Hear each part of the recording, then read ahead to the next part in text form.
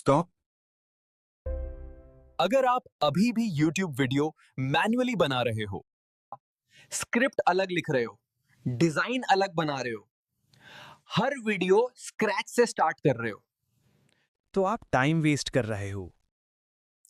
क्योंकि 2026 में smart creators videos नहीं बनाते, वो सिस्टम्स बनाते हैं। आज मैं आपको एक ऐसा ऑटोमेशन सिस्टम दिखाने वाला हूं जिससे आप सिर्फ एक टेम्पलेट यूज करके क्विज चैनल, रिडल चैनल और स्मार्ट चॉइस सिस्टम तीनों चला सकते हो। और सब कुछ सिर्फ चैट जीपीटी और कैनवा से। No coding, no complex tools, सिर्फ smart structure. Digital Gyan simplified पे हम टूल्स नहीं सिखाते, हम वर्क फ्लोज सिंप्लीफाई करते हैं। इस वीडियो के एंड तक आप एक इंटेलिजेंट मास्टर प्रॉम्प्ट बना लोगे, गूगल शीट में कंटेंट ऑर्गेनाइज करना समझ जाओगे, कैनवा में रीयूजेबल वीडियो टेम्पलेट डिजाइन कर लोगे और सिर्फ 2 मिनट में नीश स्विच करना भी सीख जाओगे।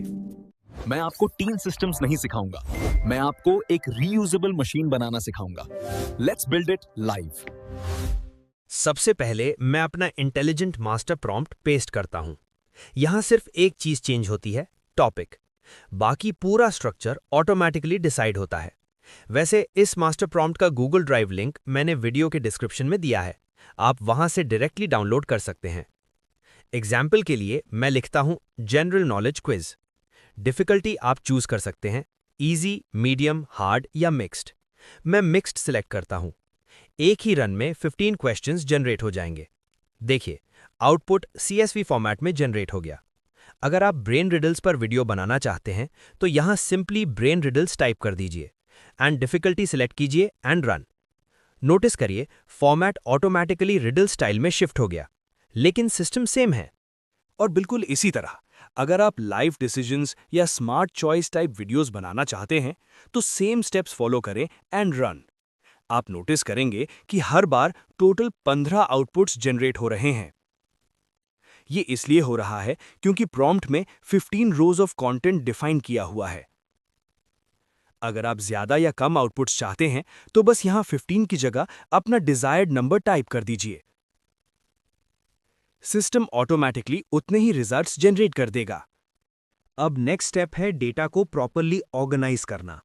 मैं सिर्फ ये एक एग्जाम्पल कॉपी करता हूं और गूगल शीट ओपन करता हूं। यहां पेस्ट कर देते हैं।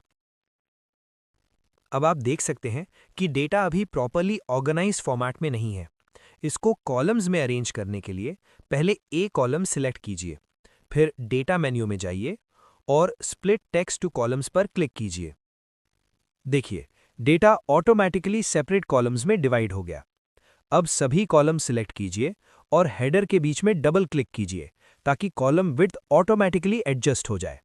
अब फाइनल स्टेप, फाइल पर क्लिक कीजिए, डाउनलोड सिलेक्ट कीजिए और CSV फॉर्मेट चूज कर लीजिए। बस फाइल रेडी है। अब चलिए कैनवा में अपना मास्टर टेम्पलेट डिजाइन करते हैं। सबसे पहले कैनवा डैशबोर्ड पर आइए। सर्च बार में YouTube वीडियो लिखिए और ब्लैंक टेम्पलेट चूज कर लीजिए। हम डिजाइन बिल्कुल स्क्रैच से क्रिएट करेंगे। अब बैकग्राउंड सेट करते हैं, क्योंकि डिजाइन का फील यहीं से स्टार्ट होता है। एलिमेंट्स टैब पर क्लिक कीजिए, सर्च बार में टाइप कीजिए पर्पल ग्रेडियंट बैकग्राउंड। अब वीडियो सेक्शन में जाइए, यहां आपको मल्टीपल ऑप्शंस मिलेंगे। आप अपने स्टाइल के अकॉर्डिंग कोई भी चूज कर सकते हैं। मैं ये वाला सिलेक्ट कर रहा हूं। इसे कैनवस पर ऐड कर दीजिए। अब एक इंपॉर्टेंट स्टेप, नीचे टाइमलाइन में आइए और ड्यूरेशन 10 सेकंड सेट कर लीजिए। मास्टर टेम्पलेट के लिए 10 सेकंड्स परफेक्ट रहता है। अब हम अपना टाइटल बार क्रिएट करते हैं। टूल्स पर क्लिक कीजिए और रेक्टेंगल शेप सेलेक्ट कीजिए। इसका कलर ब्लैक सेट कर दीजिए, इससे टेक्स्ट स्ट्रॉन्ग हाईलाइट होगा। अब कॉर्नर्स को थोड़ा राउंड कर लीजिए ताकि डिजाइन मॉडर्न और स्मूथ लगे। रेक्टेंगल को स्ट्रेच कीजिए, हाइट एडजस्ट कीजिए और इसे टॉप पर प्लेस कर दीजिए। यह हमारा टाइटल बार होगा। अब एक फाइनल टच, स्ट्रोक ऐड कीजिए। मैं यहां स्ट्रोक कलर येलो चूज कर रहा हूं ताकि बार थोड़ा प्रीमियम और आई कैचिंग लगे। अब टेक्स्ट पर क्लिक कीजिए, ऐड अ हेडिंग सिलेक्ट कीजिए। यहां टाइप कीजिए हुक टेक्स्ट। फॉन्ट साइज अपने अकॉर्डिंग एडजस्ट कीजिए। इस टेक्स्ट को टाइटल बार के अंदर प्लेस कर दीजिए। अब एक इंपॉर्टेंट स्टेप, टेक्स्ट बॉक्स को दोनों साइड से स्ट्रेच कीजिए। इससे जब बल्क क्रिएशन होगा तो टेक्स्ट ऑटोमेटिकली एडजस्ट होगा और कट नहीं होगा। अब टूल्स पर क्लिक कीजिए, शेप सेक्शन में जाइए और यहां से सर्कल सेलेक्ट कीजिए। सर्कल का साइज थोड़ा एडजस्ट कर लीजिए। अब इसका कलर सेलेक्ट कीजिए। मैं यहां पर्पल कलर यूज कर रहा हूं। अब सर्कल पर स्ट्रोक ऐड कर दीजिए। ये सर्कल इंपॉर्टेंट है, यहीं पर नंबरिंग शो होगी। अब नेक्स्ट एलिमेंट क्रिएट करते हैं। फिर से टूल्स पर क्लिक कीजिए। इस बार रेक्टेंगल शेप सेलेक्ट कीजिए। इसका कलर सेम रखिए, मैं यहां भी पर्पल यूज कर रहा हूं। अब कॉर्नर राउंडिंग अप्लाई कीजिए। इससे डिजाइन ज्यादा क्लीन और प्रोफेशनल लगता है। अब रेक्टेंगल की हाइट और लेंथ एडजस्ट कीजिए। ये हमारे ऑप्शन बार्स के लिए यूज होगा। अब सर्कल पर क्लिक कीजिए जो हमने नंबर के लिए क्रिएट किया था। इस सर्कल को डुप्लीकेट कर लीजिए। अब इस डुप्लीकेट सर्कल को फर्स्ट ऑप्शन बार के साथ प्लेस कर दीजिए। सर्कल और ऑप्शन बार को प्रॉपरली अलाइन कर लीजिए। अब ऑप्शन बार पर स्ट्रोक ऐड कीजिए। अब इसी ऑप्शन बार को डुप्लीकेट कीजिए और सेकंड ऑप्शन बार क्रिएट कर लीजिए। इसे सेकंड ऑप्शन की पोजीशन पर प्लेस कीजिए। इसी प्रोसेस को थर्ड ऑप्शन बार के लिए रिपीट कीजिए। अब वापस सर्कल पर आइए। सर्कल को डुप्लीकेट कीजिए और सेकंड ऑप्शन बार के साथ प्लेस कर दीजिए। बिल्कुल सेम स्टेप थर्ड ऑप्शन बार के लिए रिपीट कीजिए। अब हर ऑप्शन बार के साथ एक सर्कल रेडी है जहां नंबर ऑटोमेटिकली शो होगा। अब टेक्स्ट पर क्लिक कीजिए। यहां से ऐड अ हेडिंग सिलेक्ट कीजिए और यहां टाइप कीजिए क्वेश्चन टेक्स्ट। अब फॉन्ट साइज एडजस्ट कीजिए ताकि क्वेश्चन क्लियरली विजिबल हो। अब इस टेक्स्ट को टाइटल बार के नीचे प्लेस कीजिए। एक इंपॉर्टेंट स्टेप, टेक्स्ट बॉक्स को दोनों साइड से स्ट्रेच कीजिए। इससे जब बल्क क्रिएशन होगा तो क्वेश्चन टेक्स्ट कट नहीं होगा। अब टेक्स्ट पर क्लिक कीजिए। यहां से add a sub heading select कीजिए। यहां 1 टाइप कीजिए और इसे क्वेश्चन के पास जो सर्कल है उसके अंदर प्लेस कर दीजिए।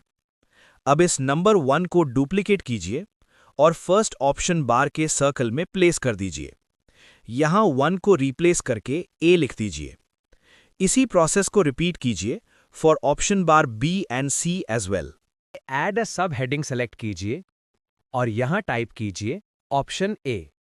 अब फॉन्ट साइज एडजस्ट कीजिए और इस टेक्स्ट को ऑप्शन ए वाली बार के अंदर प्लेस कर दीजिए। एक इंपॉर्टेंट स्टेप, टेक्स्ट बॉक्स को दोनों साइड से स्ट्रेच कीजिए ताकि टेक्स्ट प्रॉपरली एडजस्ट हो। अब इस टेक्स्ट को डुप्लीकेट कीजिए और ऑप्शन बी लिखकर सेकंड ऑप्शन बार में प्लेस कर दीजिए। इसी प्रोसेस को रिपीट कीजिए फॉर ऑप्शन सी। अब एलिमेंट्स पर क्लिक कीजिए और सर्च बार में टाइप कीजिए क्लॉक टाइमर। अब वीडियोस टैब में जाइए और यहां से कोई भी टाइमर वीडियो चूज कर सकते हैं। मैं यहां 5 सेकेंड टाइमर यूज कर रहा हूं जो हमारे मास्टर टेम्पलेट के लिए परफेक्ट है। अब टाइमलाइन पर टाइमर वीडियो पर क्लिक कीजिए, फिर 3 डॉट्स पर क्लिक करके detach video from background select कीजिए। अब फिर से एलिमेंट्स में जाइए और सर्च कीजिए round frame. Round frame select कीजिए और टाइमर वीडियो को फ्रेम के अंदर प्लेस कर दीजिए। फाइनली फ्रेम का साइज एडजस्ट कर लीजिए ताकि टाइमर परफेक्टली फिट हो जाए। अब ऑप्शन ए वाले एलिमेंट्स को ग्रुप करते हैं। ऑप्शन बार का टेक्स्ट सिलेक्ट कीजिए, फिर ऑप्शन बार और उसके पास जो सर्कल है, साथ ही सर्कल के अंदर का टेक्स्ट। सबको सिलेक्ट करने के लिए शिफ्ट की होल्ड कीजिए और एक एक एलिमेंट पर क्लिक कीजिए। अब ग्रुप पर क्लिक कीजिए। इससे ये सब एक सिंगल एलिमेंट बन जाएगा। अब एग्जैक्ट सेम स्टेप्स रिपीट कीजिए ऑप्शन बी और ऑप्शन सी के लिए भी। अब टाइटल सेक्शन को ग्रुप करते हैं। हुक टेक्स्ट और टाइटल बार सिलेक्ट कीजिए, शिफ्ट होल्ड करके, और फिर ग्रुप कर दीजिए। फाइनली क्वेश्चन सेक्शन सिलेक्ट कीजिए। क्वेश्चन टेक्स्ट, उसके पास वाला सर्कल और सर्कल के अंदर का नंबर सिलेक्ट कीजिए। फिर से शिफ्ट होल्ड करके सबको सिलेक्ट कीजिए और ग्रुप कर दीजिए। अब आते हैं एक बहुत इंपॉर्टेंट स्टेप पर।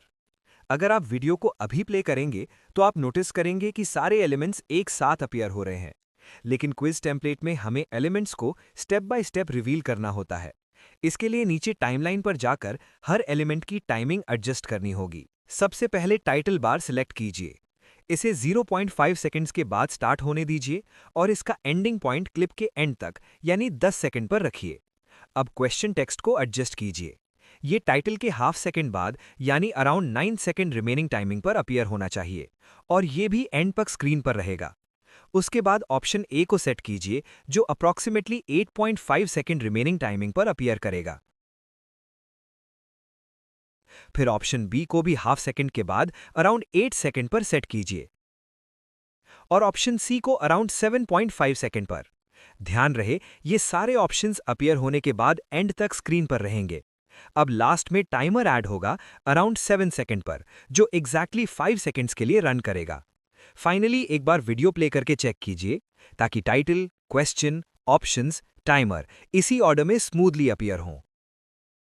अब इस टेम्पलेट को और एंगेजिंग बनाने के लिए साउंड इफेक्ट्स ऐड करते हैं। सबसे पहले एलिमेंट्स पर क्लिक कीजिए और सर्च बार में टाइप कीजिए पॉप साउंड। यहां आपको काफी ऑप्शंस मिल जाएंगे, आप कोई भी चूज कर सकते हैं। इस साउंड को क्वेश्चन अपीयर होने से थोड़ा पहले टाइमलाइन पर प्लेस कर दीजिए ताकि क्वेश्चन आने से पहले एक नाइस पॉप साउंड इफेक्ट मिले। अब टाइमर के लिए साउंड ऐड करते हैं। सर्च कीजिए क्लॉक टिकिंग। यहां भी काफी ऑप्शंस मिलेंगे। इस साउंड को पूरे टाइमर की ड्यूरेशन के लिए प्लेस कीजिए यानी एग्जैक्टली 5 सेकंड्स के लिए। अब लास्ट स्टेप में आंसर रिवील के लिए साउंड ऐड करते हैं। सर्च कीजिए पॉजिटिव गेम विन साउंड। यहां से कोई भी गेम विन या सक्सेस साउंड चूज कर सकते हैं और इसे टाइमलाइन में टाइमर साउंड के तुरंत बाद प्लेस कर दीजिए। इससे जब टाइमर खत्म होगा तो आंसर रिवील मोमेंट और भी सैटिस्फाइंग लगेगा। अब आंसर रिवील के लिए एक सिंपल स्टेप करते हैं। सबसे पहले ऑप्शन ए बॉक्स सिलेक्ट कीजिए और इसे डुप्लीकेट कर दीजिए। अब इस डुप्लीकेटेड बॉक्स का कलर चेंज करके ग्रीन कर दीजिए। इस तरह हमारा आंसर बॉक्स रेडी हो जाएगा। अब टाइमलाइन पर जाइए और इस आंसर बॉक्स की टाइमिंग एडजस्ट कीजिए। ध्यान रहे ये बॉक्स एग्जैक्टली तब अपीयर हो जब टाइमर खत्म हो जाए। अब फाइनल टच के लिए एनिमेशंस ऐड करते हैं। सबसे पहले सभी एलिमेंट्स सिलेक्ट कीजिए, लेकिन आंसर बॉक्स और टाइमर को सिलेक्ट ना करें। अब एनिमेशन पर क्लिक कीजिए। यहां आप कोई भी एनिमेशन यूज कर सकते हैं, लेकिन मैं यहां फेड एनिमेशन चूज कर रहा हूं। इससे सारे एलिमेंट्स स्मूथली स्क्रीन पर अपीयर होंगे। अब टाइमर को सिलेक्ट कीजिए, फिर एनिमेशन पर क्लिक करके पॉप एनिमेशन अप्लाई कीजिए। इससे जब टाइमर स्क्रीन पर आएगा तो वो एक स्मूथ पॉप इफेक्ट के साथ अपीयर होगा, जो एनिमेशन को और विजुअली अपीलिंग बना देता है। अब चलिए एक बार मास्टर टेम्पलेट का फाइनल प्रीव्यू देख लेते हैं।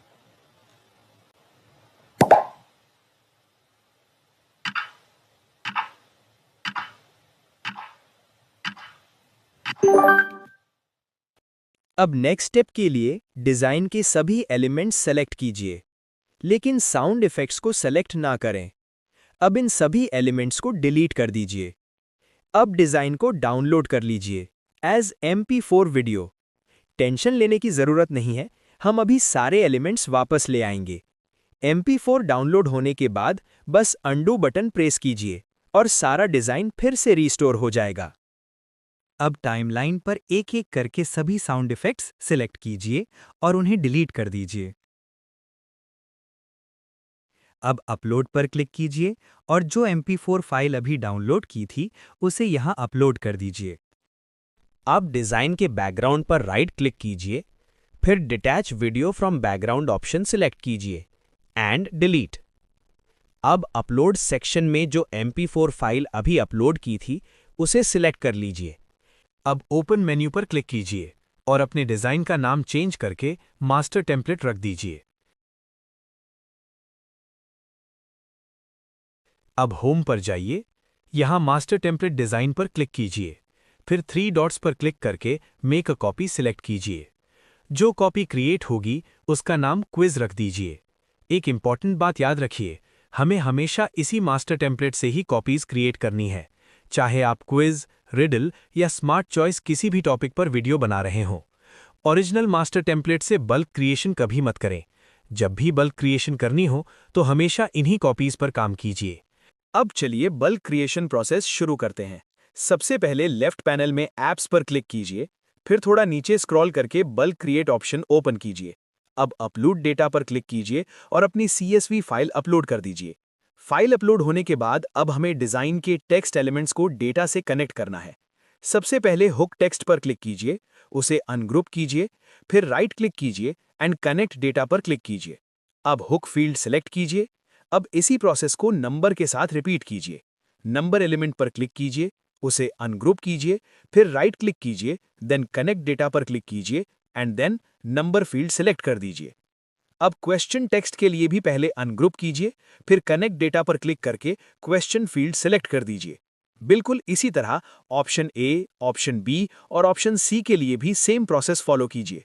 पहले अनग्रुप, फिर कनेक्ट डेटा और अपने CSV के कॉरेस्पॉन्डिंग ऑप्शन फील्ड्स सिलेक्ट कर दीजिए। अब कंटिन्यू पर क्लिक कीजिए और क्रिएट 15 डिजाइन्स सिलेक्ट करके बल्क क्रिएशन स्टार्ट कर दीजिए। अब आता है फाइनल स्टेप। हमें ग्रीन आंसर बॉक्स को करेक्ट ऑप्शन पर सेट करना है। जैसे हमारे फर्स्ट क्वेश्चन का आंसर ऑप्शन ए है, तो ग्रीन बॉक्स को ऑप्शन ए के ऊपर प्लेस कर दीजिए। अभी आप देख सकते हैं ग्रीन बॉक्स विजिबल नहीं है। इसके लिए पोजीशन पर क्लिक कीजिए और फॉरवर्ड ऑप्शन को 2 बार प्रेस कीजिए। इससे ग्रीन बॉक्स बाकी एलिमेंट्स के ऊपर आ जाएगा और आंसर क्लियरली विजिबल हो जाएगा। बिल्कुल इसी तरह हर क्वेश्चन के करेक्ट ऑप्शन पर आपको ग्रीन बॉक्स मैन्युअली सेट करना होगा। अब एक बार अपना फाइनल प्रीव्यू चेक कीजिए।